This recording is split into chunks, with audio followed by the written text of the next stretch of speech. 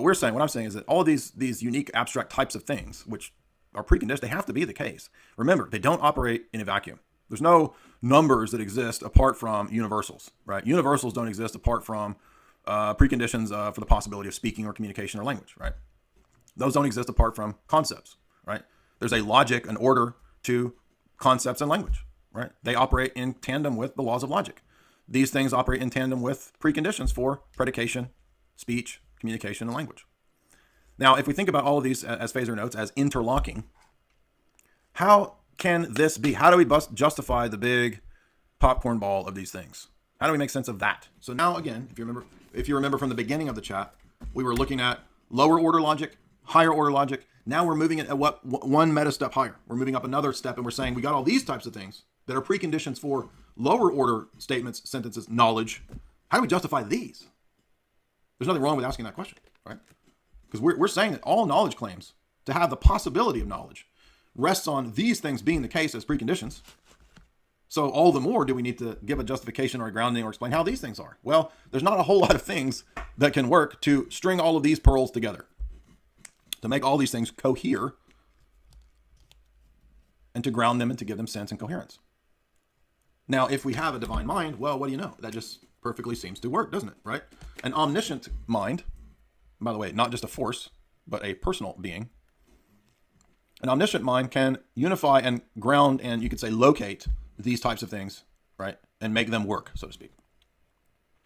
The mind of God is where you could say these things are patterned and located, if you want to, just to be simple. God's mind, because he's omniscient, because he's omnipotent, he's omnipresent. He is how these things are universally the case. They're invariant, and how they apply to the temporal here and the now, because the created world is patterned on the logi, patterned on these things in the divine mind. God is the substrate. The divine mind is the superstructure that houses, strings together, interlocks, and makes all these cohere. So in other words, God is the precondition for the preconditions. That's the argument. Now you could say, well, what if I believe in a God who's omniscient but isn't omnipresent? Well, that wouldn't work. All the omnis go together. Okay, so you're not going to be able to deny one of the omnis or deny that he's a personal God and have that work, right? Because you need to relate those things to this world. This world can't be eternal matter. It's got to be a created world. That's the Christian paradigm we're saying. Now enters in all of those unique distinctions of Orthodox theology and Maximus's teaching, logos logi. Now we get specified in terms of how that theology answers those higher order dilemmas or problems that we might run into, right? Because if we've got the argument to this point, somebody will say, well, okay, well, maybe I accept all that, but what about, why can't I just be a Platonist?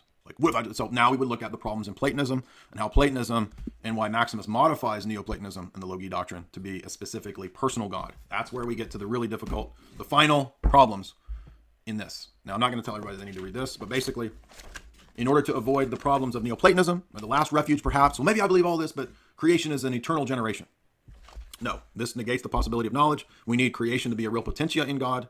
We need the created world to be done on the basis of God's free will, hence the essence-energy distinction. You can't have free will in God without potentia and energeia and free will. God has the real potentia to create and not necessarily to actualize all of his potentia. And we need a God who is not equated to or identified with the world, but yet at the same time is the basis for the world, hence the Orthodox doctrine of the energies, all of which solves a lot of these basic fundamental philosophical problems, right? We don't have the ADS dialectical problems of Roman Catholicism. Thus, Orthodoxy is unique, right? It alone presents the theological truths, triad in its pure form, which solves all of these philosophical problems and dilemmas.